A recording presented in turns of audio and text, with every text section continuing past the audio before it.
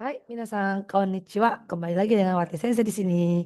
Kita akan lanjut ke pembahasan sesuai yang saya share di layar tentang keterampilan komunikasi. Karena di video sebelumnya sudah membahas mengenai keterampilan komunikasi, mengenai dasar komunikasi. Kali ini kita akan membahas untuk bagian 3 di bab 2, yaitu komunikasi dengan pengguna. Ya, dengan pengguna Ryo Sasama. Ryo Sasama adalah koureisha atau itu otoshiori dan itu disabilitas atau shogaisha. Ya, hai, yuk kita masuk di bab kedua.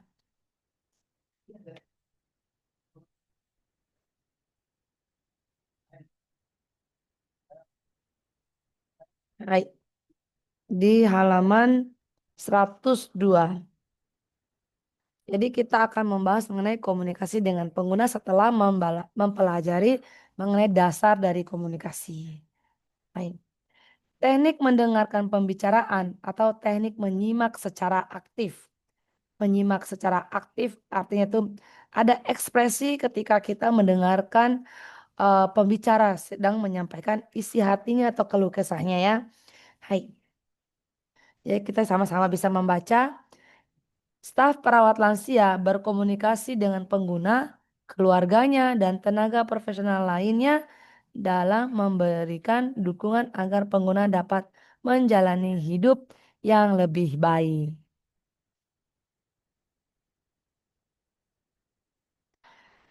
Nah, teknik mendengarkan pembicaraan ini, teknik menyimak secara aktif ini, ada 3 yang perlu diperhatikan, ya, yaitu pertama adalah penghormatan atas nilai-nilai yang dianut oleh pengguna.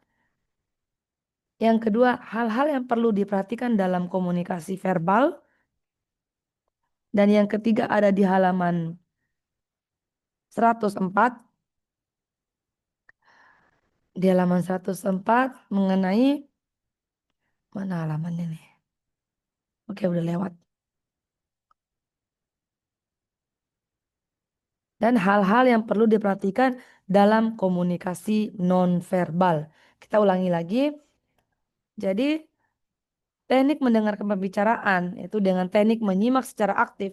Yang perlu diperhatikan adalah penghormatan atas nilai-nilai yang dianut oleh pengguna, hal-hal yang perlu diperhatikan dalam komunikasi verbal, dan hal-hal yang perlu diperhatikan dalam komunikasi nonverbal. Ya, coba diulangi lagi, sekali lagi. Satu, ya, penghormatan atas nilai-nilai yang dianut oleh pengguna. Kedua, hal-hal yang perlu diperhatikan dalam komunikasi verbal. Dan yang ketiga, kalau ada komunikasi verbal, berarti ada komunikasi non-verbal. Hal-hal apa saja yang perlu diperhatikan dalam komunikasi non-verbal. Yuk kita kupas satu-satu. Ya, kita di sini di poin pertama yang harus diperhatikan dalam teknik menyimak pembicaraan. Menyimak secara aktif. Penghormatan atas nilai-nilai yang dianut oleh pengguna. Setiap pengguna menganut nilai-nilai yang berbeda sesuai di mana era di mana dia dilahirkan, dia di lingkungan mana dia dibesarkan, itu mereka menganut nilai-nilai yang berbeda. Ya, seperti itu. Kita aja di suatu daerah, Jawa, Bima, Papua, Batak, Dayak, itu memiliki menganut nilai-nilai yang berbeda. Tergantung dari eh, ya era tempat masa dia dilahirkan sama lingkungan tempat dia dibesarkan. Staf perawat lansia menyediakan perawatan lansia dengan menghormati perasaan, pikiran, pemikiran, dan nilai-nilai yang dimiliki oleh pengguna. Ya, sekali lagi, apa pelaku utama dalam perawatan lansia adalah lansianya sendiri. Jadi, yang perlu dihargai perasaannya bukan perasaan orang lain, perasaan pengguna, pemikirannya dan pikirannya dan nilai-nilai yang dia anut. Lanjut. Hal-hal apa saja sih yang perlu diperhatikan dalam komunikasi verbal? Ya, komunikasi verbal itu seperti kita pelajari sebelumnya di dasar komunikasi. Komunikasi verbal tidak yang diucapkan secara lisan saja, tapi apa aja itu artikulasi bahasa dengan penyampaian pikiran atau ide secara tulisan, kemudian bahasa isyarat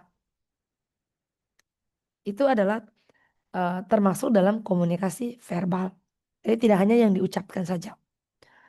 Hai. Nah, apa aja sih yang perlu diperhatikan dalam komunikasi verbal? Itu yang pertama adalah ini ada saya rangkum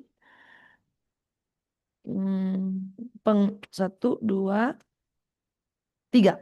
Jadi dalam yang perlu diperhatikan dalam komunikasi verbal itu ada tiga yang perlu diperhatikan, yaitu penggunaan bahasa, pemilihan bahasa ya.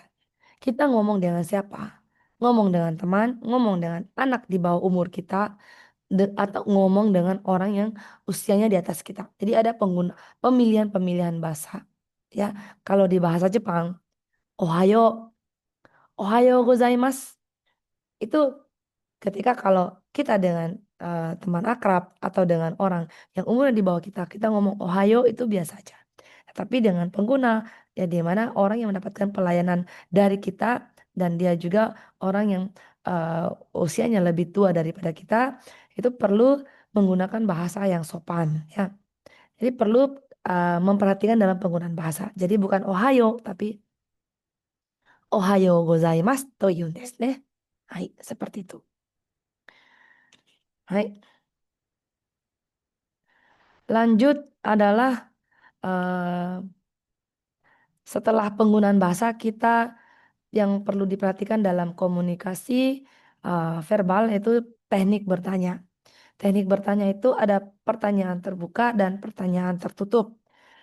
Ya, apa itu maksudnya terbuka dan tertutup? Ya,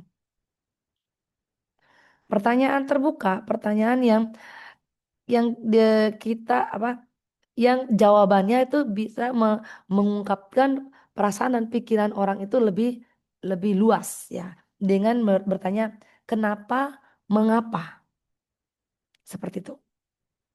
Ketimbang pertanyaan tertutup yang hanya jawabannya ya atau tidak, yes or no aja.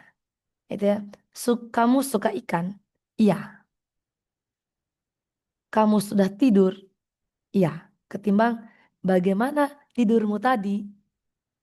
Bagaimana tidurmu tadi? Nyenyakkah? Bagaimana? Jika dimulai dengan bagaimana, itu akan membawa ke pertanyaan terbuka.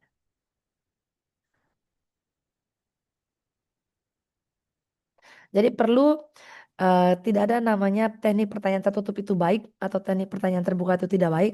Jadi disituasikan yang mana saat saat mana dilakukan pertanyaan tertutup dan saat kapan dilakukan pertanyaan terbuka.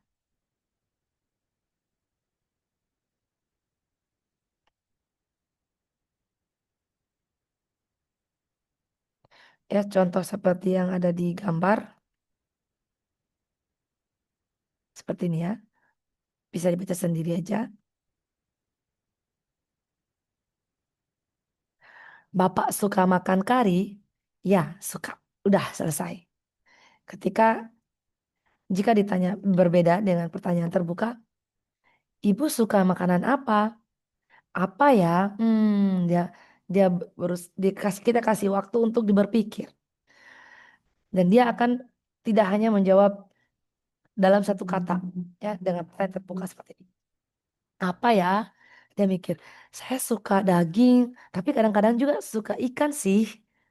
Tapi sekarang saya lagi pengen makan telur kayak gitu. Jadi bahasanya itu perasaan dan pikiran itu lebih luas diungkapkan ketimbang pertanyaan yang tertutup. Seperti itu. Nah, lanjut lagi yang ketiga, poin penting yang diperhatikan dalam eh, komunikasi verbal itu adalah pengulangan. Sebentar. Oke, kita akan melanjutkan.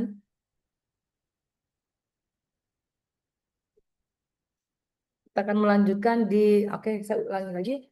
Eh, Teknik apa? Hal-hal yang perlu diperhatikan dalam komunikasi verbal itu pemilihan bahasa, ya, penggunaan bahasa, pemilihan bahasa, kemudian teknik bertanya dan pengulangan, pengulangan, ya.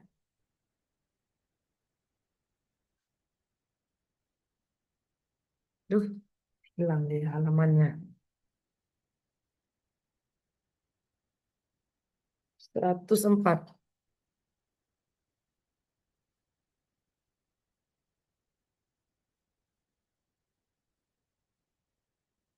di 104. Ya, di pengulangan. Oke, apa maksudnya di pengulangan? Jadi, jika staf perawat lansia mengulangi kata-kata yang diucapkan pengguna, hal tersebut akan menyampaikan pesan bahwa staf perawat lansia menyimak apa yang dikatakan pengguna. Nah, ini secara textbook begitu yang tertulis ya. Tapi kalau menurut saya pribadi, saya tambahkan pengalaman pribadi, ketika kita melakukan pengulangan seperti begini. Em, Contoh di dalam buku ini, sekujur tubuh badan saya sakit, jadi saya susah tidur.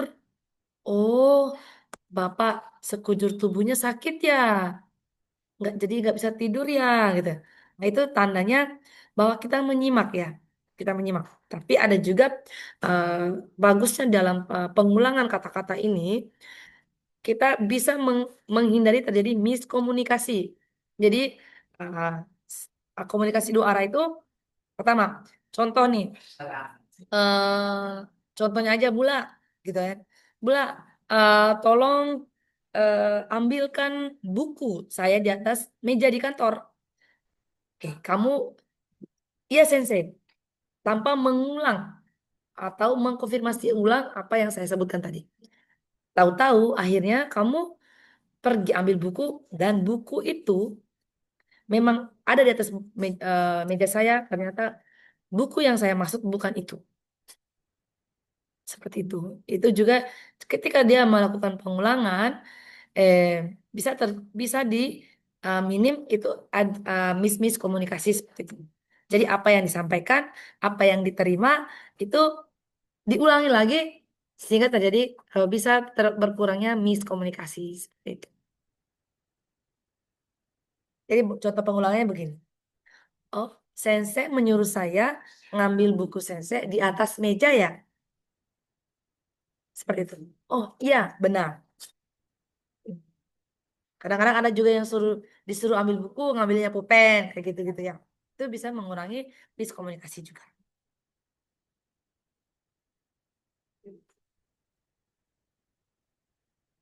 Oke, kita lanjut ke hal-hal yang perlu diperhatikan dalam komunikasi nonverbal. Kalau dalam komunikasi nonverbal itu tidak menggunakan tulisan, tidak menggunakan artikulasi bahasa, tidak menggunakan bahasa isyarat. Jadi ada sedikit banyak poin-poin yang harus diperhatikan ketimbang komunikasi verbal.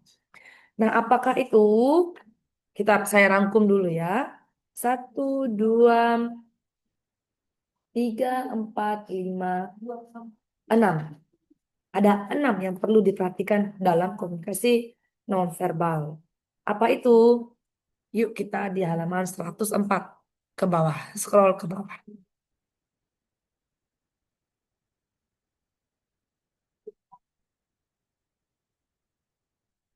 Yaitu gerak gerik dan ekspresi wajah. Itu perlu diperhatikan. Gerak gerik dan ekspresi wajah. Yang pertama. Staf perawat lansia melakukan observasi terhadap gerak-gerik dan ekspresi wajah pengguna serta berkomunikasi sesuai dengannya, ya. Karena memang ada orang tanpa mengungkapkan dia ada kekesalannya, tapi dengan ekspresi wajah kita bisa membaca dia lagi kesal, dia lagi marah.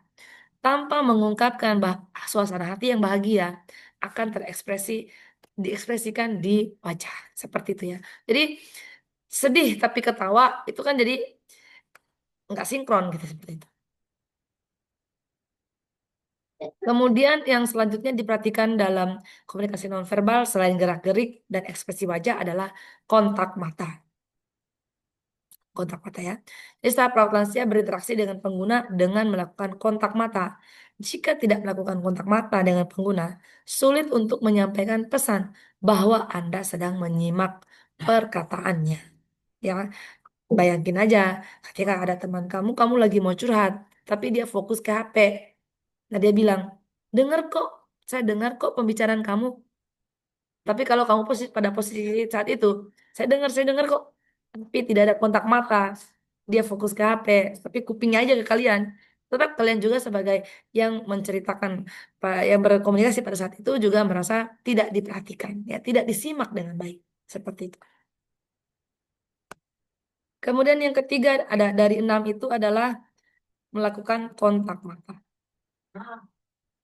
Melakukan itu sudah saya jelaskan tadi ya. Maaf. Itu dengan nada bicara, maaf. Nada bicara. Nada bicara, ya. Nada bicara yang bagaimana yang dianjurkan? Nada bicara tinggi, suara tinggi, ya. Jadi ada nada bicara yang dianjurkan adalah nada bicara pelan, tenang, dan jeda yang cukup. Nah, dengan jeda yang tidak cukup juga akan membingungkan orang dalam penerimaan pesan itu. Apa maksud dari pesan ini? Ya, ketika kita ngomong dengan jeda yang tidak pada tempatnya ya. Baik. Nadanya pelan dan tenang. Seperti itu. Jadi kalau kita bernada tinggi, ya, apalagi jedanya cepat-cepat, jadi berkesannya kayak orang marah-marah. Seperti itu.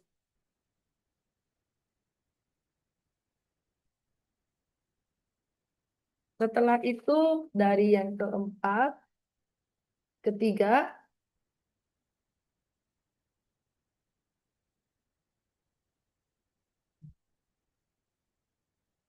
adalah mengangguk dan menimpali.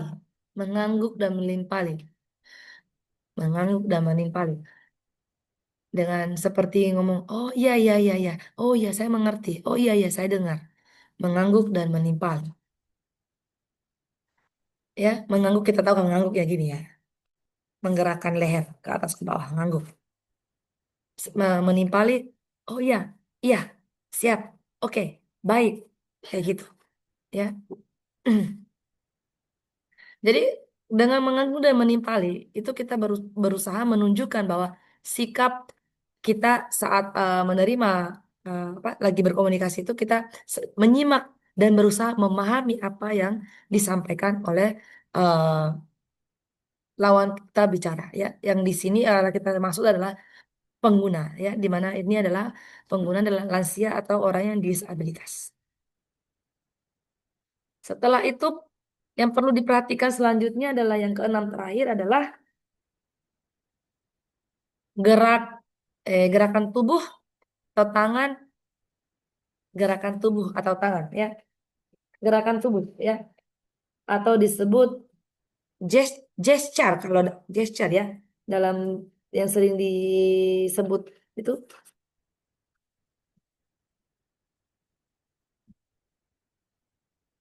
Hmm. Gerakan tubuh saat saat berbicara, gerakan tangan, gerakan tubuh saat berbicara ya. Jadi kita kan diharapkan itu di mana terjalin kontak mata dan tubuh kita tuh menghadap ke orang yang bicara, ya, bukan membelakangi atau menyampingi gitu seperti itu.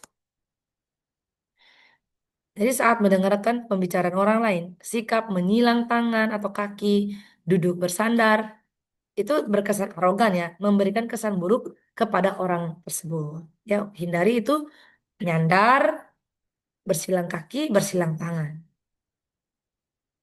Jadi tujuan dari gerakan tubuh saat berkomunikasi itu sangat beragam. Jadi sesuai dengan negara dan budaya di tempat itu masing-masing. Seperti itu. Kalau oke, kalau pernah ke luar daerah ya kita akan tahu apa sih maksud itu gerakan tubuh itu beda-beda setiap daerah. Bahkan bahasa isyarat setiap negara pun berbeda tergantung dari eh, budaya masing-masing gitu ya.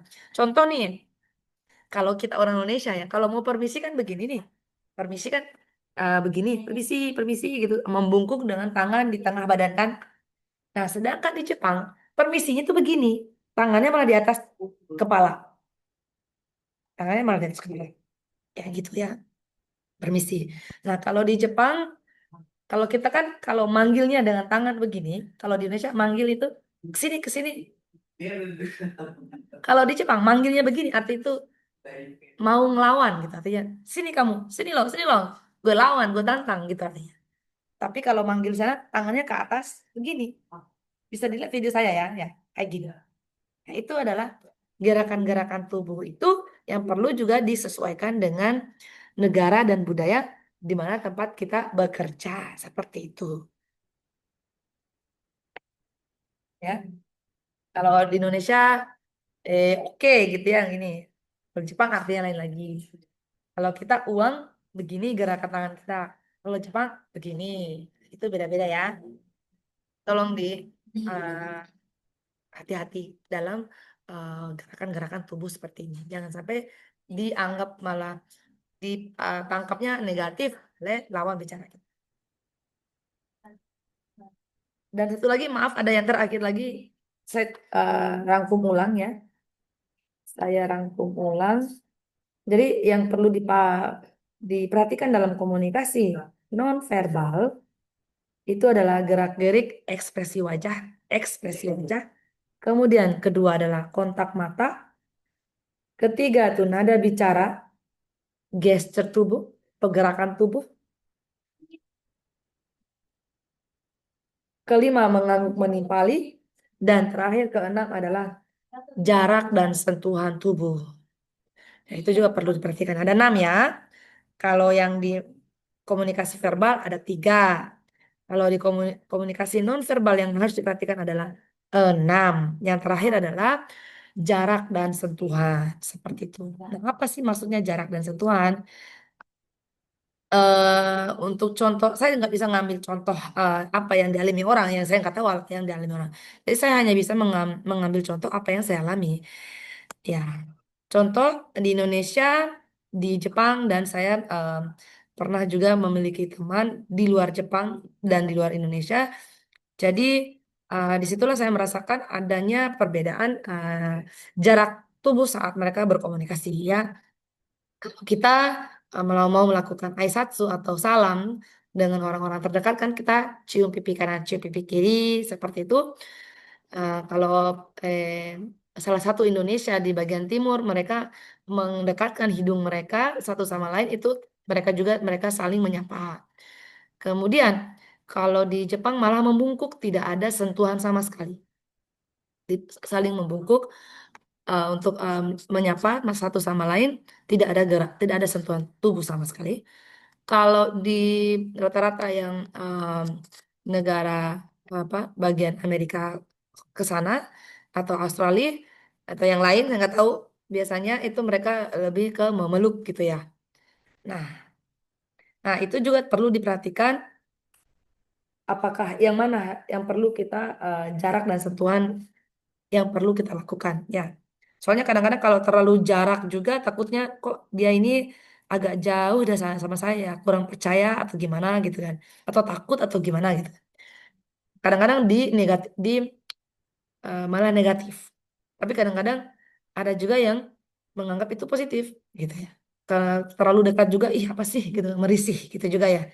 Jadi tolong disesuaikan.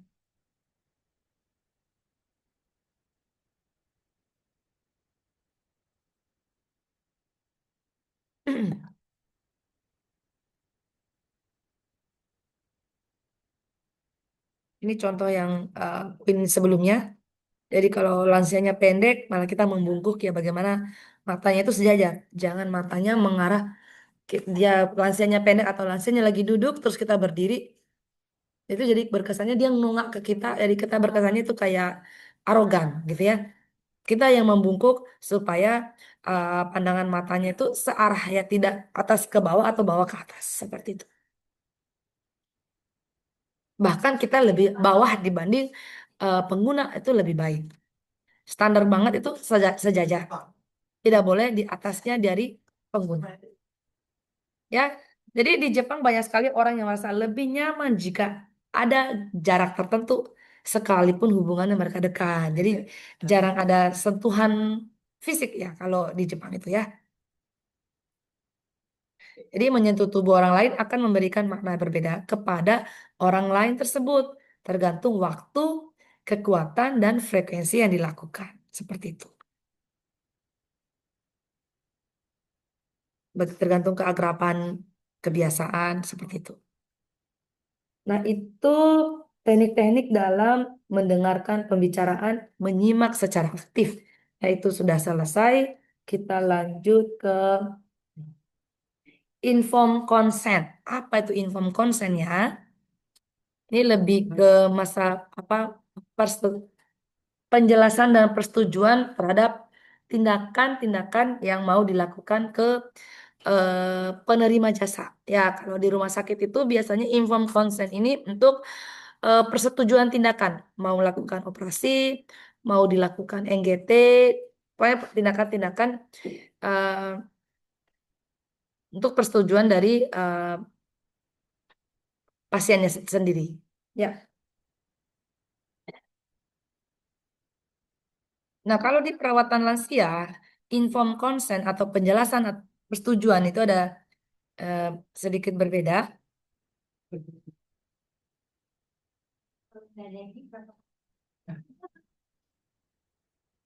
Jadi kayak lebih ke bukan tindakan yang medis yang berat, ya, lebih ke bagaimana dia mau menjalani aktivitas hidupnya sehari-hari itu persetujuan, ya.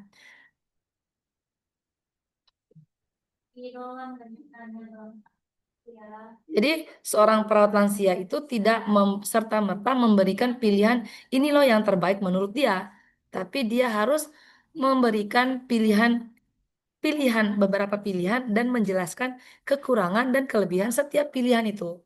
Jadi untuk memberikan kemandirian kepada lansia seperti itu tujuannya.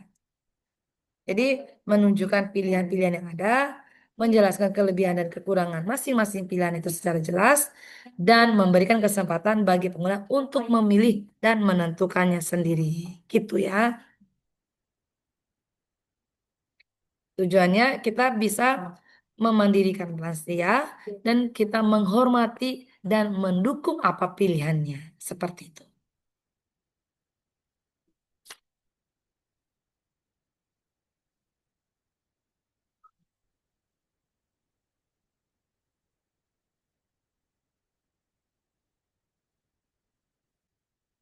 Oke, setelah mempelajari teknik mendengarkan pembicaraan secara aktif, kita akan belajar lagi. Dan kedua itu penjelasan mengenai informed consent. Kemudian ketiga adalah kita akan belajar komunikasi yang sesuai dengan kondisi pengguna. Jadi komunikasi itu harus disesuaikan dengan kondisi pengguna ya minasang ya. Seperti itu. Dia punya sir dan punya bisa ngomong dan punya sir. Sebenarnya ada sebenarnya ada di mesin judi yang bisa saya oh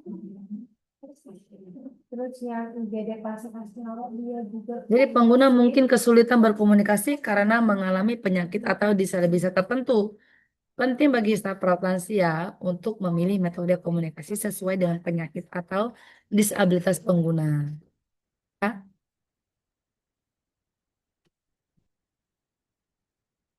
Jadi kita perlu memahami apa sih hambatan yang dialami pengguna dalam berkomunikasi dan komunikasi dengan cara apa yang sesuai dengan pengguna ini gitu.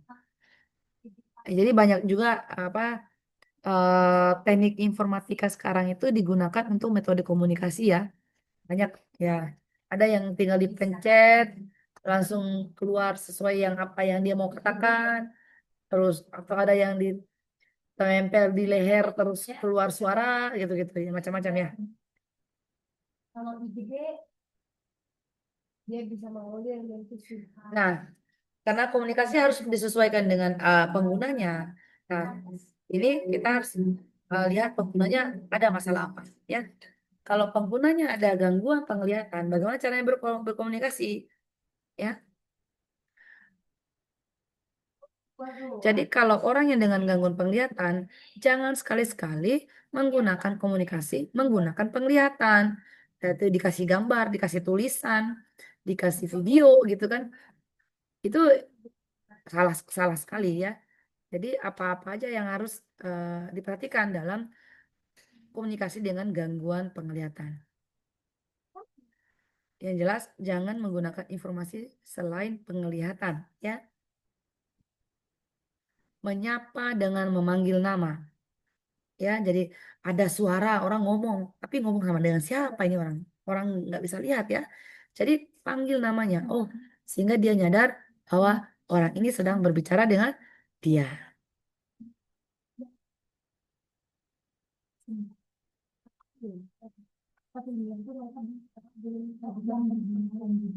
Nah, biasanya kalau orang yang dengan gangguan penglihatan, jangan langsung disentuh tubuhnya ya, tapi dipanggil dulu, baru bisa disentuh tubuhnya. Karena kalau ketika kita langsung menyentuh tubuhnya, dia akan sangat kaget ya.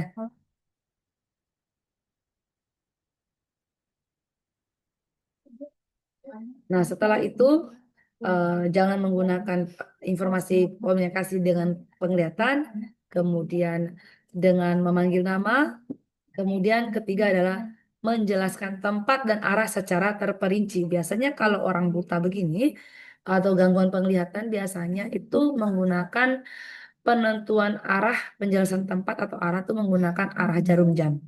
Jadi arah jam 9, arah jam 3, arah jam 6 gitu maksudnya itu di mana. Seperti itu. Itu adalah metode untuk komunikasi orang yang gangguan penglihatan.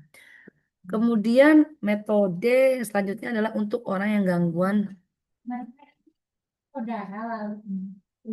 Oh ya. Jadi oke, sebelum kita masuk ke gangguan lain, masih kita bahas mengenai gangguan penglihatan. Tapi alat-alat apa, metode atau alat bantu komunikasi apa yang biasa dipakai oleh orang yang gangguan penglihatan ya? Yang pertama itu huruf braille ya, kotak atau huruf kotak braille namanya ya. Itu semacam huruf timbul yang berupa sandi-sandi ya untuk orang lansia lagi maaf. Untuk gangguan penglihatan untuk mereka membaca ya. Jadi mereka membacanya pakai tangan ya. Ada sandi-sandi yang timbul ya A B gitu nggak seperti A kita ya. Titik-titik titik-titik yang ada rumusnya gitulah ya kayak sandi-sandi di pramuka gitulah. Lanjut kita langsung masuk ke komunikasi dengan orang yang mengidap gangguan pendengaran.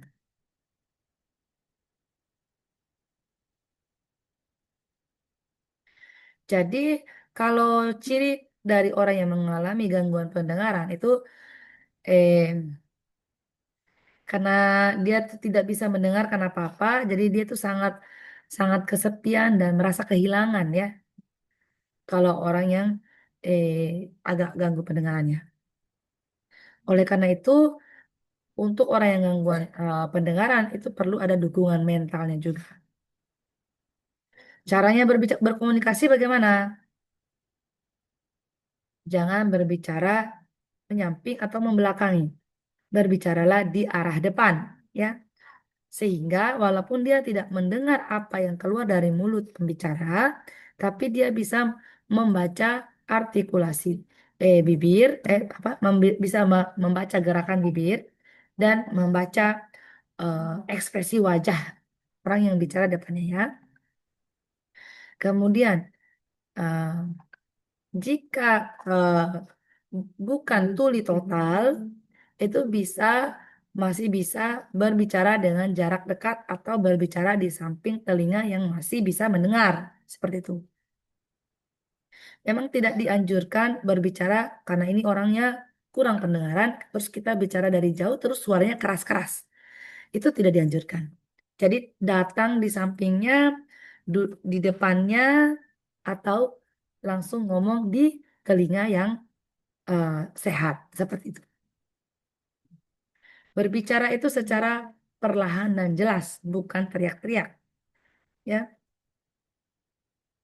jangan berbicara keras yang tidak diperlukan. Dan sebisa mungkin berbicaralah di tempat yang tenang. Seperti itu. Baik. Jadi metode atau alat yang untuk membantu orang komunikasi dengan pengidap gangguan pendengaran itu tadi yang saya sebutkan di awal, itu mereka kita harus berada di depannya supaya bisa membaca gerak bibir atau disebut oralism. Ya,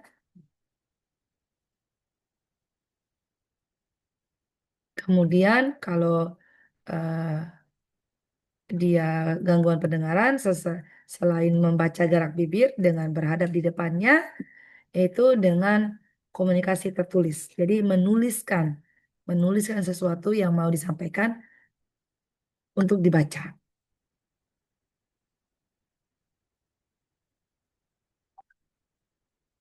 Kemudian biasanya orang yang gangguan pendengaran dari bukan dapatan ya.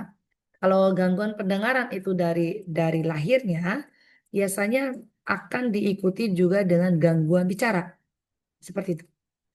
Nah, kalau orang gangguan pendengaran dapatan, mereka bisa tetap bicara ya. Tapi kalau udah dari lahir, akan sulit juga untuk ngomong. Jadi orang-orang yang seperti ini memakai bahasa isyarat namanya ya. Ya, apa itu bahasa isyarat? Jika ada yang tidak mengerti, yaitu memadukan gerakan tangan dan jari dan gerakan wajah dan leher. Itu maksudnya bahasa isyarat ya. Jika ada yang nggak ngerti.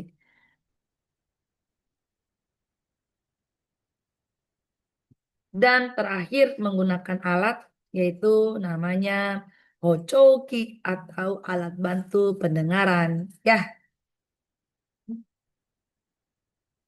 yang ditempel di telinga langsung.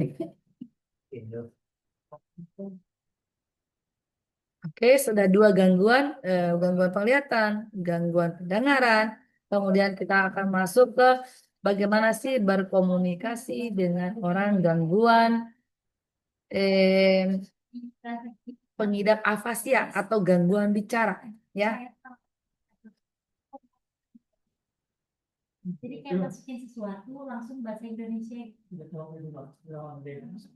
Oke, ini yang terakhir ya untuk gangguan tema.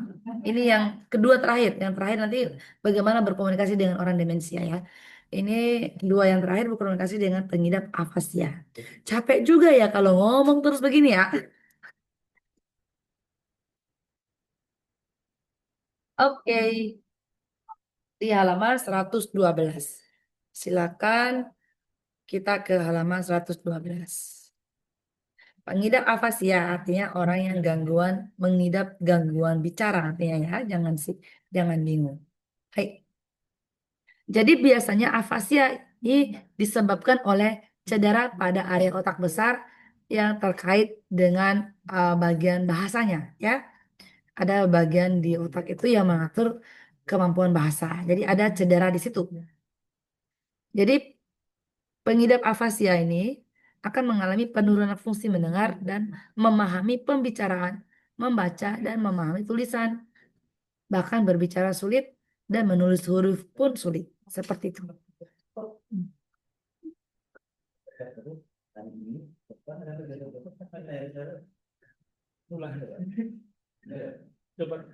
Nah, hal-hal apa saja sih yang perlu diperhatikan kalau orang komunikasi dengan orang yang pengidap afasia atau gangguan bicara? Berbicara secara perlahan dan jelas, kata-katanya singkat dan mudah dipahami. Ya, harus singkat dan mudah dipahami karena dia ini eh, ada cedera otak sehingga untuk memahami ketika kata-kata yang begitu panjang untuk ditelaah, malah dia akan bingung dan nggak ngerti apa yang dimaksud ya. Perlahan, jelas, singkat, padat, jelas.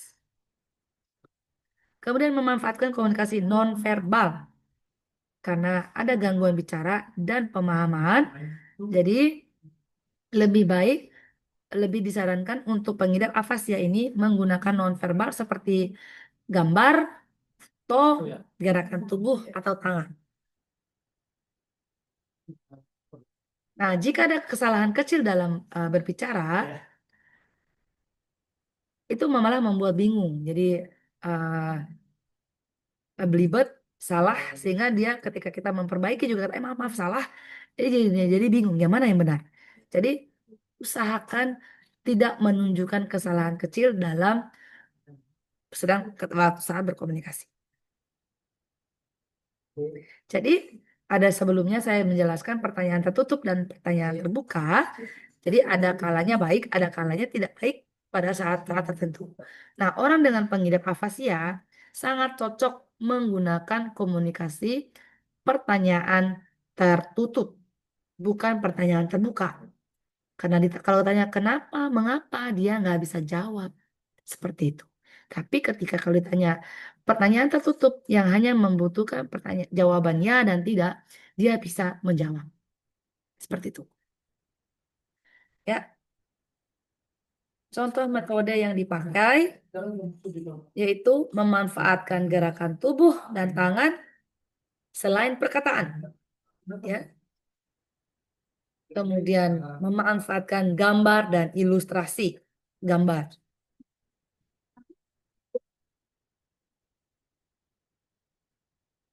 Dan yang terakhir adalah bagaimana cara berkomunikasi dengan pengidap sosial lagi. Pengidap demensia.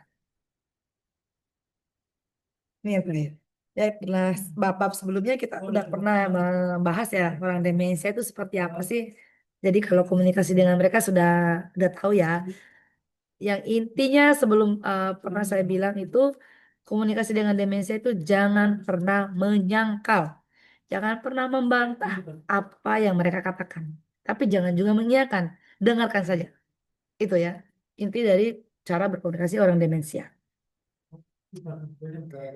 Jadi ciri khas dari komunikasi dengan pengidap demensia adalah, oke, demensia kan adanya penurunan kognitif ya.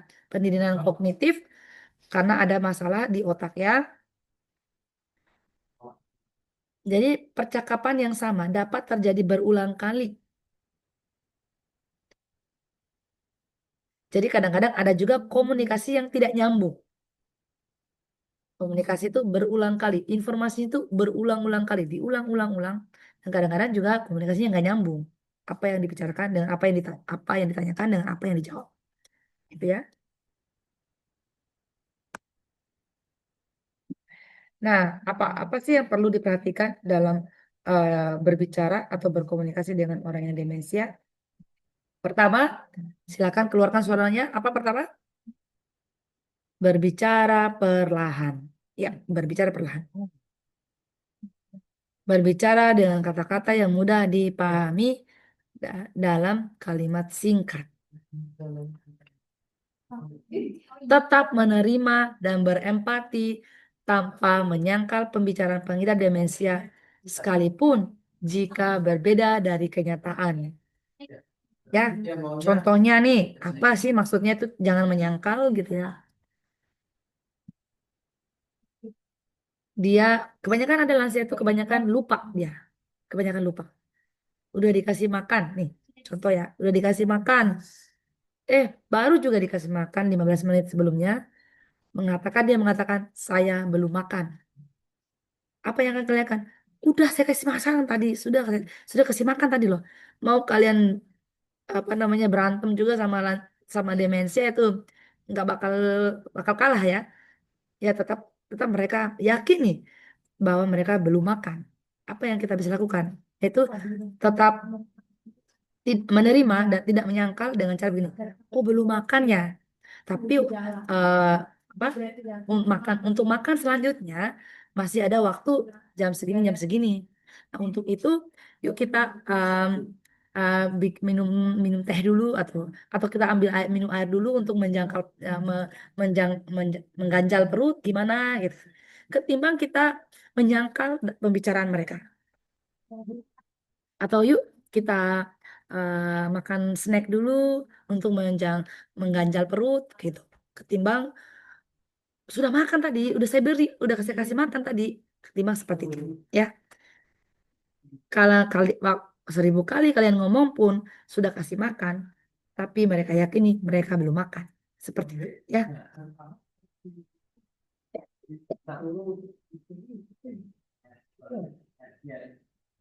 Kalau saya tahu dulu tanya apa namanya? Kan beritanya kan ditunjukkan sudah medis. Ini orangnya mana? Jadi orang demensia itu kebanyakan lupa, jadi banyak kekhawatiran yang mereka tuh bingung sendiri. Jadi kita hanya menampung, mengiyakan tanpa menyangkal, ya ada yang bisa dilakukan, lakukan. Ada juga yang hanya kita bisa nerima apa yang mereka apa hanya pendengar gitu ya. Ada kali juga. Iya ya, pulang. Baik, untuk komunikasi dengan pengguna sudah selesai, minasan. Kalau ada pertanyaan, sila langsung aja bertanya ke tempat saya di kantor atau di saat offline juga, gitu ya. Baik, minasan aku sama Desta. Bye bye. Ya apa katanya? Dan ya, kapan kan ada perusahaan